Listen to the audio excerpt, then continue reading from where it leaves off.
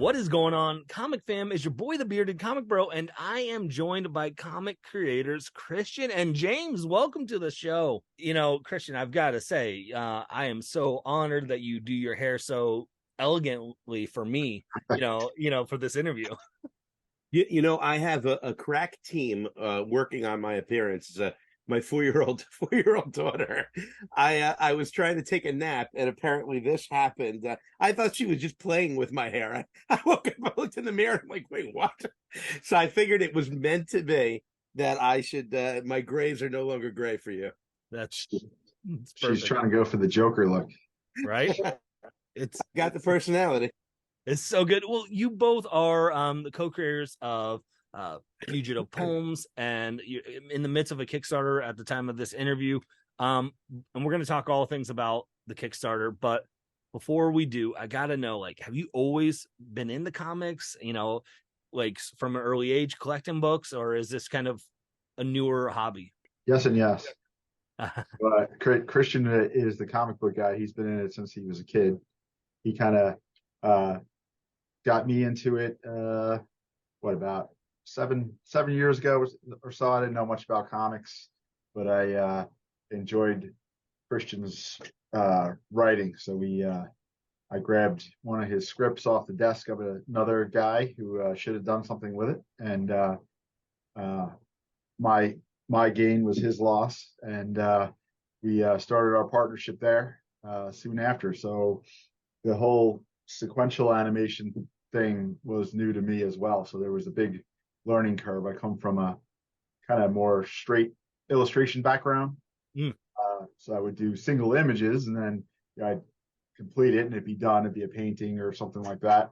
So it's a lot different to, have to go and, get all the continuity in, in between scenes, and, be able to draw your character 100 times. And also, surprisingly enough, you don't think it's that hard, but even drawing like menial objects in the background, like just you have to be able to draw anything, like a garbage can or something. Yeah. And if you don't have any experience with it, it can be interesting. There's always perspective and everything, but I've learned a lot and increased my skill sets working with Christian. So and I love comics as a medium now. It's something that I wish I had gotten into long ago, because my style's always been kind of crazy, and people say, "Oh, I like your paintings, but I can't hang them on my living room wall," or my wife wouldn't like that in the in the dining room or something. But with comics, you can go as crazy as you want, and people just people right. dig it. Yeah, I dig it. It's funny because when we first started working together, I was asking him about his comic book history, and he's like, I didn't get a chance to read a lot of comics. You know how it is: sex, drugs, and rock and roll. And I looked at him and I went, I was reading comics. You were much cooler than I am. But I have a lifelong love of comics. I've been reading them my whole life. I wanted to be the artist. And then I discovered I couldn't draw. And that crushed that. I've written novels and screenplays, and for some reason it didn't occur to me to write comics after my heart was broken about my artistic inability or ineptness, until a friend Michael Grassi asked me to write a comic for him. And suddenly I was like, yeah, why the hell have I not been doing this? And got right into the format. And James jokes about his loss, his game being my loss. So many writers are out there desperately trying to find artists. Every time I write something, I know who's going to draw it. And I've had the opportunity to work with other comic artists as well. It's awesome. But my partner, my buddy, my brother, I got him, and he's made this dream come true for me. We formed a company. We're putting out work. Without James, I couldn't have done that. So it's been sort of miraculous how this whole thing came together. That's so cool. So talk about this then. Kind of, you both have hinted at this early coming together of, you had a script you were trying to figure out. How did you guys go with, all right, we're going to put this together and we're going to make a comic book? It's actually funny because that happened, and then we decided to do other things first to learn. So James found my script on that gentleman's desk who I mentioned earlier, and purloined it. And he liked it so much, he came to me with the first ever panel drawn of a comic I had written, like not somebody else's idea that I was working with. And we just started working together and decided we were going to do this comic. And then I went to see Deadpool 2 at the Alamo Draft House in Yonkers, New York, my hometown where I grew up. And I ran into the vice president of advertising for Marvel was there. And what's your profanity policy on this show, by the way? You're allowed to. I'll just have to put it on the explicit on that. So you're allowed to. I'll just have to warn it. I don't want to hinder anyone from seeing this, so I will be careful. So I walked up to him after. I said, I got a question for you. If I were going to pitch a book and I watched his butthole tighten up, like I could see him go, like I'm not pitching to you right now, chill out. But I'm an unknown. My partner's an unknown. Can we get into a room? And he said, no. He said, so he says to me, he goes, what you want to do is you want to start making comics. And I said, yes. And he looked at me and went, yeah, I just heard that come out of my mouth. So in order to make comics, I got to make comics. In order to get in a movie, you got to be in a movie, right? It's the same thing. So we decided to hone our craft. He said, put little things out there. So we started making these one-offs and whatnot. But while we were doing it, we were like, you know what? If we're trying to raise our own banners, there's this incredible community like Brent Fisher on Twitter, all over the place, of ridiculously talented creators. How many banners can we raise? If we're raising our own, why can't we be the rising tide? And we decided to put together these anthologies sort of as a lark at first to see if it would work. And we've had people go from us to Scout, to Marvel, to DC, to IDW, because you can't get published till you're published. And we said, well, the heck with it. Yeah. Let's publish people. I hear it all the time, right? Everyone's like, the days have gone of bringing your portfolio to a con and showing it to a publisher and like, hey, it's now of running Kickstarters and things. And then publishers are going, oh, that Kickstarter was really highly successful. Let's look at their book. Oh, cool. Let's now run with it. Right. Yeah. So we're trying to get it done. Yeah. The game has changed and it's evolved and how it gets done. And so see that process. So was one of your guys's, you talk about your first script, your first book that you put together, was it one of the shorts that was in one of the first anthologies, or was this just was that something completely different? And then you decided to go into the anthology route? So we started with 8. Well, after we kind of pulled back, we were working on some bigger projects. We had this sort of dream project that we wanted to, in our naivete, if you say it that way, is we're going to pitch this right to Image Comics, right? So Christian, we're still sitting on this great script, and it is still our dream project. But after making about 15 pages or so, there was a lot of learning curve, like I said, for me, and also for him. So we decided, Christian talked about that conversation he had. So we decided, okay, let's step back a little and just do some, get something finished that has a storyline, has good artwork and so forth. So we did a short that we called River. It was 8 pages, and it was based off a literal 1-sentence story that Christian does.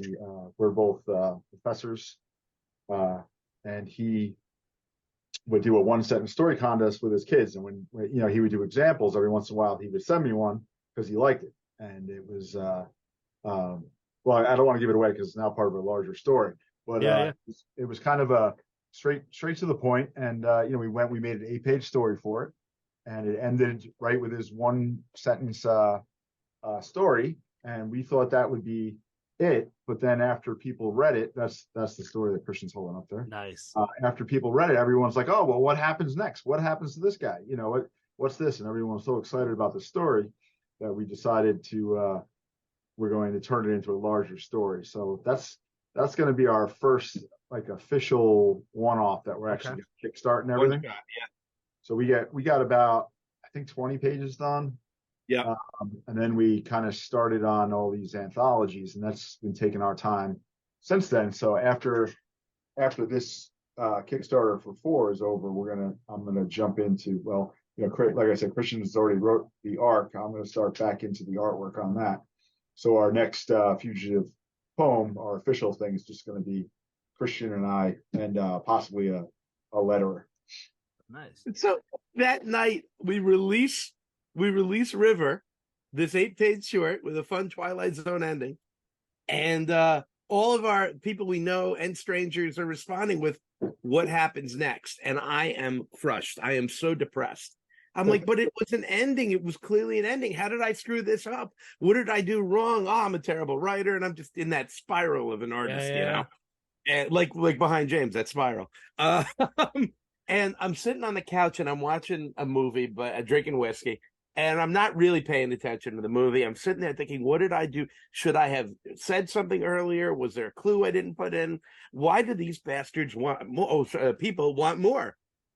And I went, well, if they want more, the hell with them. And I got up. It's 2 a.m. I get off the couch, angry, and wrote 2 more parts. Like in an hour, I sat down and just wrote 2 more parts, like in a fugue state. And I emailed them to James, and I said, check these out. If they suck, let's never talk about it again. This just happened in my brain, and I don't want to know. And the next day, I wake up, and James is texting me. He's like, dude, these are awesome. I'm like, oh, thank goodness. So the 2 parts were written in a fury. You want more? Fine, I'll give you more. You asked for this. This is on you. Love it. Love it. I love hearing, kind of the backstory of how stuff gets made.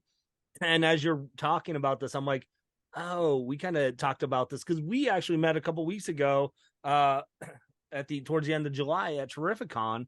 I had posted that I was there, and you got some stickers. What's up? My beard again. one of our mutual friends that Brent, they reached out and said, you gotta go check out Fugitive Poems. So I was like, all right, let's do it. And lo and behold, now we're here. So it works out well. Brent has, with artist Brian Beardsley and letterer Tom Lynott, okay. Brent has the epic tale of the book. A lot of people with the title Monsters, Beasts, and Bastards are thinking that it's horror, but we let people write what they want to write with how they're inspired by the theme, and we also have them take individual creative prompts that they're not expecting.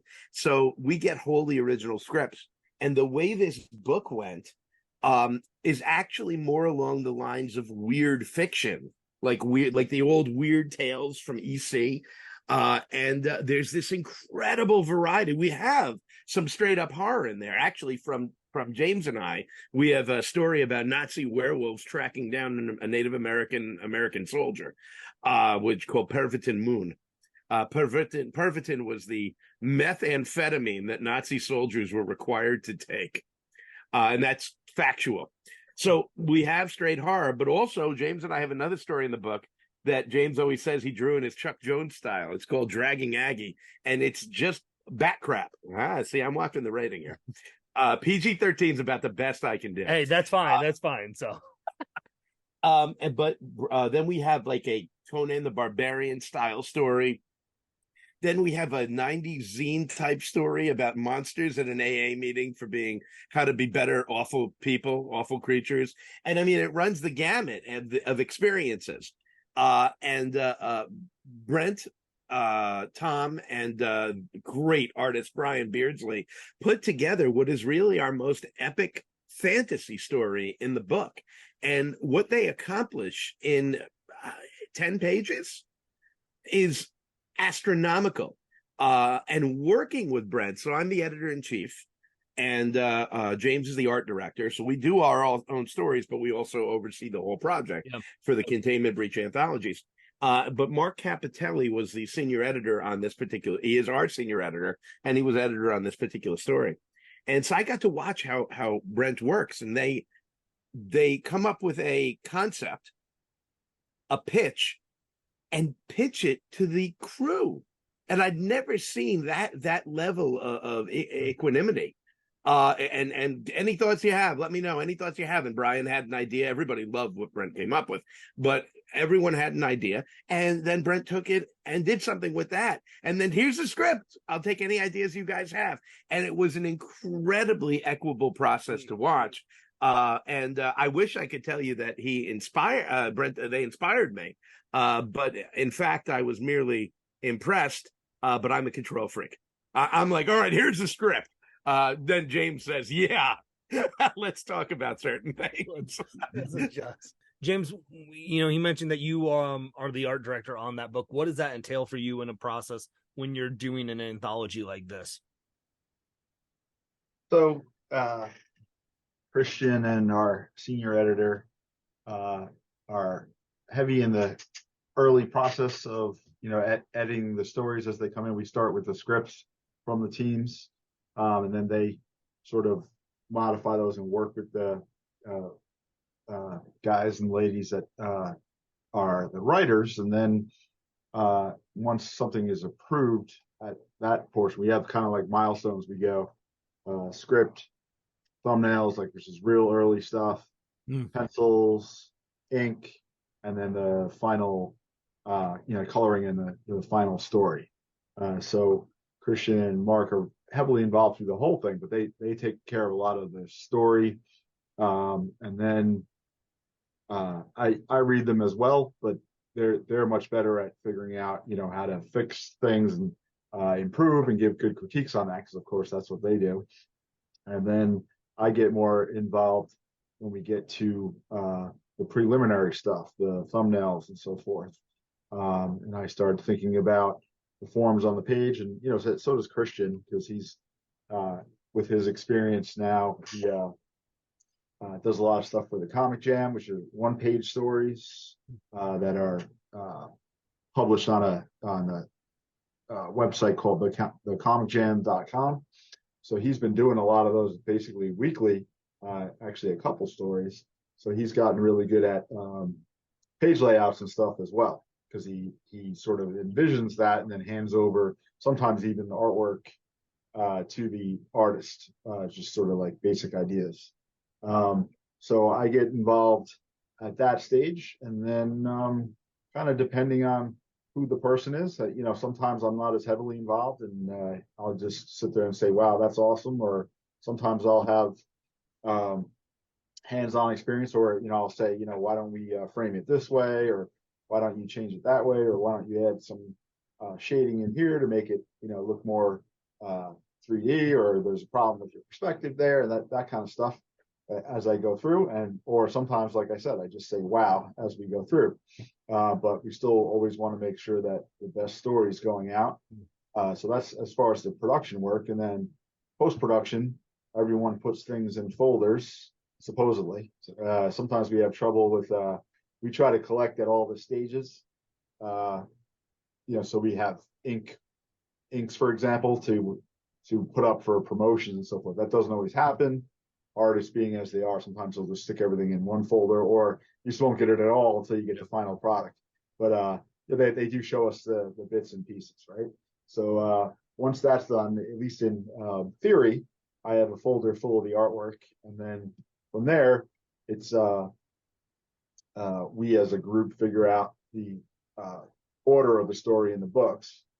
But then from there, until we get to proofreading, it's all on me. So I assemble the book together in InDesign, and I format stuff if it needs formatting. Sometimes we have people who are either young or inexperienced, and they're great artists, but they don't know some of the ins and outs of resolution or formatting the pictures. And so sometimes I gotta actually get back to them and say, your artwork looks great, but the head would be cut off the page if we printed this the way it is. So sometimes we either go back to them, or with their permission. I don't touch anyone's work without permission, but with their permission, I'll shift stuff around so it works within the book.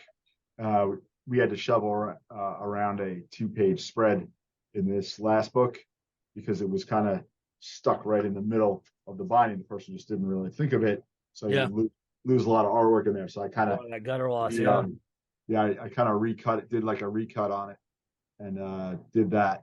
But then yeah, we get towards the end, and I do all the artwork and the text layout and so forth, and then we go through the proofreading. And between all three of our or six eyeballs, I should say, we go through and make sure there's no spelling errors or you got the person's name wrong and stuff like that. That's sort of how the process goes. And then dealing with the printer, we got a great printer, Mixam print we use somewhere out. I believe it's out closer to you than us. I think it's out in Michigan. I always forget. I think it's out in Michigan, and they are very fastidious. They look through your submissions very closely and pay close attention to bleeds and so forth. So to someone who's not a layout artist, a bleed is sort of extra work that goes outside of the cut lines. So when they do a print run, it runs through a press, right? So and there's a little bit of deviation in the way it's cut. So that's called a bleed area. It's basically just a little bit of extra artwork or an extra black space so you don't get, little white lines and so forth on the outside. So they're very good at getting back to me if I have screwed something up or there's something unexpected. They came back to me on the last book telling me something about the rich black or something. And I was like, I don't know what you're talking about. You haven't done that before. Sometimes they'll choose things or you'll talk to a different person. Yeah. But yeah, that's sort of the process. And then we get our books back after we pay the man. That's right. That's cool. So Christian, you and James came up with this idea after having that conversation at the movie premiere of we want to raise the flag for creators. We want to get, let's create something, we can put some of our stuff in it, but let's make these anthologies. What's the process then for you all of getting different creators to join these anthologies? Like, because this is your fourth one now, right? You're on volume 4. So how you guys are pros now, but like that, so people are probably coming, but like those first couple, maybe how did you get people to be a part of this? So we have a different process than really any other anthology I've seen out there. Okay. We don't announce what the book is going to be about. We say we're doing a new anthology. Do you want to be part of one? And we have developed enough of a reputation that one, we get the books made, and two, they're high quality, that people jump in. In fact, we just insanely, volumes 3 and 4 were done at the same time. We've been working on this since May of last year. Okay. And we made volumes 3 and 4 at the same time. This is volume 3, which I'm so glad to be able to hold in my hands. Yeah. And it's 152 pages, perfect binding. That's why James was talking about how important it is. We don't use, saddle stitch. We use perfect binding, so stuff could get lost in that gutter, right? Because this is a high quality graphic novel style book, right? So we say this time we put out a call for a anthology, and so many people applied with great talent, and we still had to turn some people away. We decided to do 2 books, which was insane and almost killed us. But we did it. So what we do is we say, hey, we're doing a new anthology. You want to be involved? Send us your, best 3 scripts, your best 3 lettering examples, your best 3 art pieces, sequential storytelling, blah, blah, blah, blah, blah, whatever you are, right? People send it. And then we look, James primarily looks at all the art stuff. I primarily, with Mark, look at all the script stuff. And we, for the most part, sometimes people come in pairs. Alex Zapata, Daniel Anderson, and Tom Beavis, and then came in as a team. But Brent, Brian, and Tom, we put together. Okay. And that's part of our goal, is to get that indie community to know each other and find more resources and work together, because I'd like everybody to be as lucky as I am to have a regular artist, right? Right. If we could all be Brubaker Phillips, it would be amazing. So so we what we do is we put out that call. Once we accept you, we team you up, or tell your team that you're coming, and we tell you what the theme is. So you don't know until that point. You get an email that you've been accepted, then you get an email of who your teammate is, and who is and what your theme is. So that's when they find out that they're going to be on Myth Reborn or Quarantine Chronicles or Of Clouds and Ether, or now Monsters, Beasts, and Bastards, currently on Kickstarter. Then what we do is we make everyone come up with a creative prompt. And it could be anything. It could be a glass of water. It could be the guardian of the sacred tree. It could be a Microphone Fiend, because I love Rage Against the Machine. It could be whatever. And then we mix them up and redistribute them. So you, Greg, you know that you're getting your theme is Monsters, Beasts, and Bastards. You gave us the theme, Books of Lore, and you get back the theme, Microphone Fiend. And now you've got to write a story. Your team has to come up with a story that fits under whatever Monsters, Beasts, and Bastards means to you. Yeah. And if you want, you can just focus on one of those and somehow include Microphone Fiend in it as much or as little as you want. And this guarantees us wholly unique stories. And on top of that, people have a great friggin' time. People love it. That's so cool. Like, I've done a handful of anthologies on this channel, and I've never heard of a process like that. So that's really cool. We have so much fun with it, and people are shocked. They're like, "Wait, so what's this book about?" I'm like, as the Italians say, "None of you worry. I'll tell you when it's a time." That's so good. So let's talk about the Kickstarter that's in process a little bit more. We've talked about the process. We've talked about the behind the scenes a little bit. If someone hasn't gotten to check this out, we've already kind of given the elevator pitch, but what's the elevator pitch for this Kickstarter currently? And then maybe if you both have a couple favorite reward or tiers that you would say, hey, this is something you should check out. James, I'm going to let you handle this because I got a little girl coming in. Okay. She can check the hair, dude. You want to say hi? Say hi. Hello. So we let's see. Volume 4 is a really weird and wild setup that we have. So the name of the book was Monsters, Beasts, and Bastards, and for some reason, a lot of people kind of latched onto the bastard part. We thought we'd get a lot of kind of straight up horror stories and so forth, but we really got more bastard than monster, which is cool. So it kind of turned into sort of a trippy, kind of like the new anthology series on Netflix, like Broken Mirror or Love, Death, and Robots. Those sort of kind of weird tales, or if you're older, the Twilight Zone, that kind of feel, like kind of weird fiction feel, maybe like a love, sort of like Lovecraft or something like that. And people had a whole bunch of different styles. In all our books, one of the things that's really cool is the range that's in them. We have all different kind of styles, all our artists and our writers are different ages and come from different backgrounds and so forth. So you see a whole range of work within the book, and there's this kind of strange connection to them. As we were saying, I don't know if Christian or I said it, we do kind of work on the pacing and the order of the stories in there with it. So we kind of turn it into its own thing.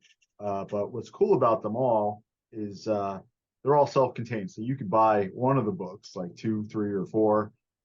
One's kind of almost out of print now, but 2, 3, and 4 you can buy. You can enjoy them on their own, or you can enjoy the series. But all I can say is, if anyone's out there has already gotten their hands on one of our books, we just we keep getting more.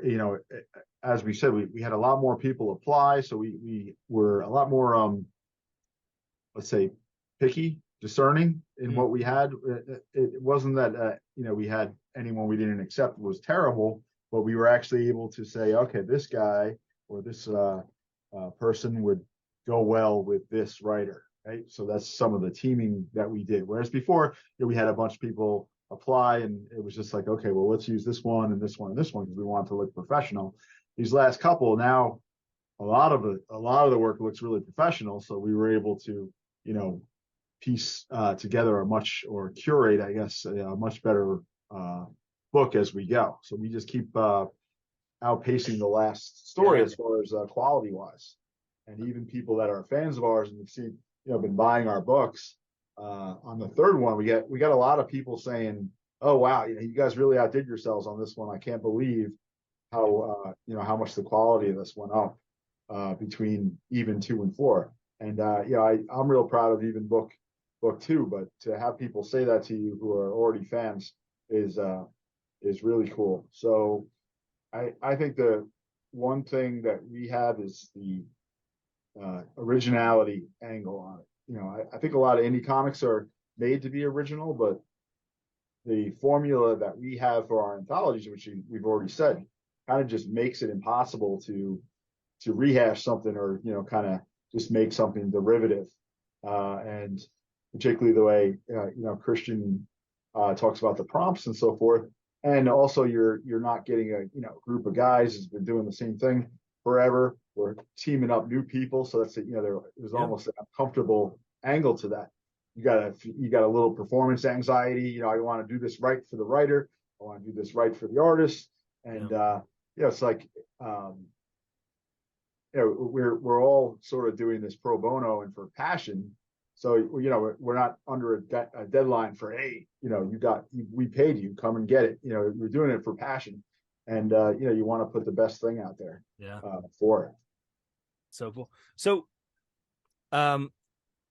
James just kind of gave a rundown of the whole volume 4 here.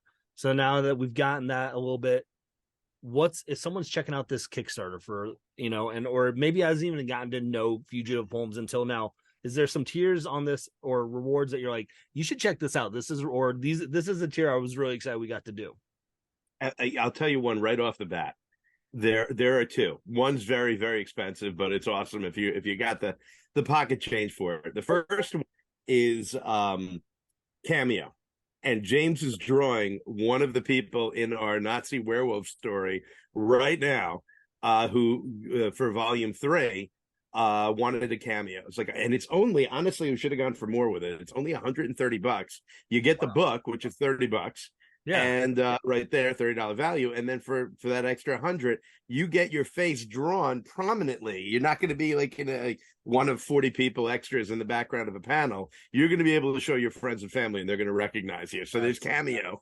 And we're going to put you in one of our ridiculous comics. And we do unsafe comics there. There are lots of the crazy things going on. So who knows what we're going to do. And then the other tier is $1,000 tier.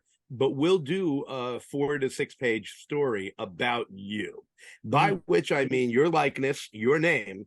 And then, if you're an accountant, we're not going to have 6 pages of you accounting. We're going to put you in a ridiculous situation, and we may kill you real good. We could do all kinds of crazy things, and you'll have your own comic written about you, and it will be published in one of our books, and you'll get to show that off forever. You can say to your kids, look, this is when I was a hitman. So those are 2 I'm real proud of. We also have the catch-up tier for the legacy. Okay. Now, as James said, volume 1, we only have a handful of them left. And you see how thin it was. We kind of did this like a zine. I apologize. I thought I shut off Discord, but it doesn't want to go away. Discord never goes away.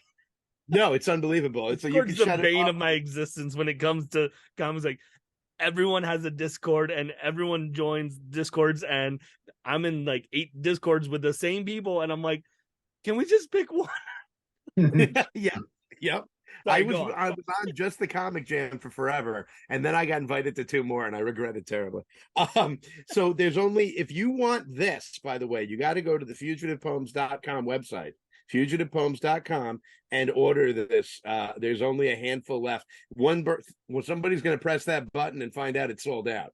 Actually, I think it'll say that first. We sold the majority of the rest of these at Terrificon, and we're not reprinting them. It will only be available digitally. We're like a baseball number, we're retiring it.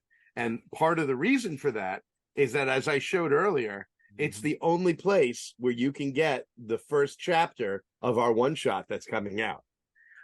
So that's that. So otherwise, though, you can get a legacy tier, which is volumes 2, 3, and 4 together, and it's a great deal there. Or you can get the ultimate legacy tier, which is volumes 2, 3, and 4, plus for only $20, all 4 volumes digitally. So you can actually still sneak in that volume 1 digitally. Okay. So that's another great tier. I am a professional writing coach on top of being a college professor. James is a professional artist on top of being a art professor. We have portfolio review tiers. We have comic review tiers where the two of us will review your comic, your 22-page comic. There's volume 2. Yeah. This one, I wanted to hold it up because all our first editions all have this sort of nice silky cover design. Yeah. And we reprint. So we did a reprint or a second edition on Containment Breach 1. We do the shiny covers. So now this one is becoming sort of an endangered species as well. We've sold a bunch of these. This is volume 2. These are still available on the 4 tier with the legacy copies, or like Christian said, you can actually buy these direct from our website as well for about the same price. But that's the artwork in this is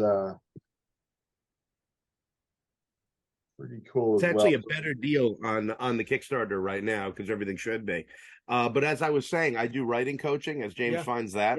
I do writing coaching. I'm offering 5, 10, and 15-week writing coaching sessions. If you want to finally write your comic, check that out. That's a great one. C.S. Garcia. So there's so many different art styles in the book. That one is has this really flowy, kind of colorful, painterly one. C.S. Garcia drew it, and Azim Lyons wrote it. Oh, Matt Battaglia. In a couple of our books. Totally different style.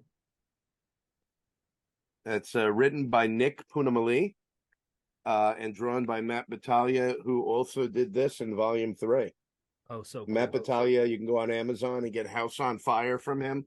And on Dauntless, you can get Carousel from him. And we got this one from this guy. His name's Purple Smurf. Peter Paul Smith. Yeah. Sort of like to me, it reminds me of like a Tool video or something. So cool. There's no words in this one. It's all sort of it's like a dream sequence. Okay. Yeah. So it's just to show you the kind of difference in stuff that we get. And, I think it's kind of cool that we do have the limitations on the script, with the prompts and so forth. But as far as the art goes, then, they can just go crazy and come up with something you would never imagine, which gives you all that creativity. And if anyone's interested in ever applying for a future one, we do, the artist and writer do maintain their creative rights to all their work. We simply have a right to print, but they maintain their right to do whatever they want with it. They can publish it themselves. So there is a time limit that we ask that they don't publish it, but after that they can do what they want. Oh, cool. It's all creator owned. Yeah, you decide to change your short into a graphic novel. You decide you want to do more with the character you created. It's all yours. All yours. We're not taking anything. Like the image model. That's really cool. Well, I know we're getting close to the towards the end of the interview. We got the Kickstarter going live, Containment Breach. Where can people, first off, when's the Kickstarter end? What's the date? And then where can people follow along with you if this is something they want to either check out or B, hop into the next one? So go, first of all, get yourself a copy of Monsters, Beasts, and Bastards. It's going to be, or I know all the stories. It is rocking. It's absolutely, imagine EC Comics meets Love, Death, and Robots. It's a cabinet of curiosity. It's wild. So you go to Kickstarter, look for Containment Breach. It's volume 4, Monsters, Beasts, and Bastards. You got till August 31st to back. You don't want to miss this. It's going to be amazing. And the reward tiers, we only mentioned a handful of them. There are really some great things there. Otherwise, you can follow us on fugitivepoems.com or at Fugitive Poems on Twitter and Instagram and Blue Sky. James, I don't know if you know I got a Blue Sky. I don't know what the hell I'm doing with it, but I got it. You sent me a text. I didn't even know what the hell you were talking about. It's all the new rage on. It's the new Twitter. It's the that everyone, all comic creators and podcasters have gone to since Twitter. Although everyone's still doing, or it's not even Twitter anymore. It's X now. Whatever. Anyway, who knows? And because of that, people are trying to find the next social media site, and so But that was one like you had to get invited to go, and so it was kind of like, oh, cool. I got an invitation and I jumped on it. Very with Pierre Rosette actually got us there. Threads, which I also don't know what the hell it is, X/Twitter, formerly known the artist formerly known as Twitter, Instagram, which is sort of Threads too, Blue Sky, Facebook. at Fugitive Poems on all those things. They're just Fugitive Poems on anything that. Christian doesn't Listen, even you can go back to remember MySpace; it's still there, and if you're lucky, you might get into one of Christian's top 8 friends. There's still some videos on Vine, even though that's shut down too. But we're also on YouTube, so we got a lot of interviews up of all the creators that are in our anthology. So if you want to get a firsthand look at them, we're Fugitive Poems on YouTube. nice. I did not know if I knew that. So And also, if you forget everything, you can go to fugitivepoems.com, and we have a direct link out to the Kickstarter and everything. So if you have trouble finding it, you can go right to our website. boom. I did not know, and now I do know. So, because if I'm Very always cool. like, I'm like, oh, I'll subscribe later or something, I'll forget. Well, if it will, I believe we subscribe to yours. If not, we'll trade you a subscription for a subscription. I think I did that today. I interview all the creators Oh, cool. that are in our books, and we put up those videos throughout a campaign, and other times as well, because again, we're trying to raise banners. So it's not just you being in the book. I'd like people to see you, to hear you, to understand. So I do what's called Containment Breach 3-minute meets, and they're never 3 minutes. They're more like 30 to an hour to 7 hours, as you can tell talking to me now. We put them up because again, we want these and they can hump any project they want. I don't care what company it's for. If you're doing it, talk about it. Let's get it sold, because we want these folks out there. Yeah, so cool, gang. If you're not sold, I don't know what you're doing. I mean, go check it out. Check it out on Kickstarter. Containment Breach, Fugitive Poems, Volume 4 though of Containment Breach. James, Christian, it has been a lot of fun connecting and talking about comics with you both. No doubt, man. Thank you so much for having us on. Yeah. So, gang, go support, go follow them on social. I'll have the links in the description of this video, or if you're listening on the podcast, you can find it there as well. But with that being said, hopefully you can find some time to curl up, grab a book, and nerd out. Peace.